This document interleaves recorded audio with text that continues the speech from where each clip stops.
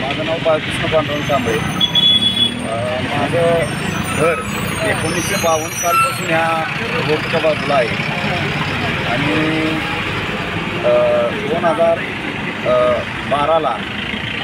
2012 पासून प्रयत्न करतोय की आम्हाला आमचं पुनर्वसन व्हावे, पण आजपर्यंत कोणीही आमची दखल घेतली नाही। ती फक्त माननीय श्री आमदार डॉक्टर सुरेश बाबा, आमदार अतुल बाबा भोसले यांनी आम्हाला मदत केली आणि आमचं पुनर्वसन करण्याच्या सूचना दिल्या।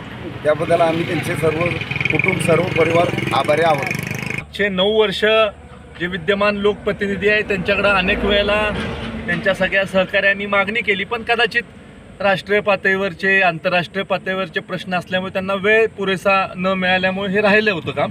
ते आता आम्ही हे अशी छोटी छोटी जी कामं आहेत ज्याच्यामुळे लोकांचं नुकसान होतं ती सगळी कामं करत आहोत।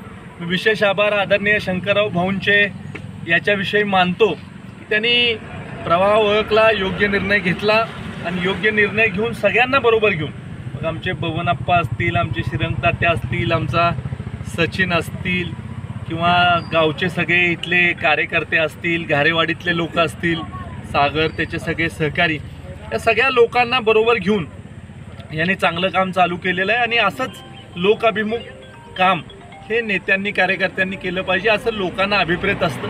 मी सगळ्या स्थानिक लोकांचे देखील आभार मानतो की आपण यांची समजूत काढली आणि त्याचबरोबर ह्या लोकांच्या मनाचा मोठेपणा आहे की अनेक वर्ष एखाद्या घरी आपण राहिलेलो आहे, ते घर आपलं जरी समाजाच्या हितासाठी आणि रस्त्याच्या सुरक्षिततेसाठी जरी त्या घराचं थोडंसं आपल्याला शिफ्ट करायला लागलं तर ते मनाचा मोठेपणा आदरणीय बाळकृष्णजींनी आणि त्याबरोबर पांडुरंग दादांनी दाखवलं। याच्याबद्दल त्यांचे मी मनपूर्वक आभार मानतो आणि लवकरात लवकर काम पूर्ण करण्याच्या सूचना हे सार्वजनिक बांधकाम विभागाचे आमचे देसाई साहेब आहेत त्यांना मी केलेले आहे।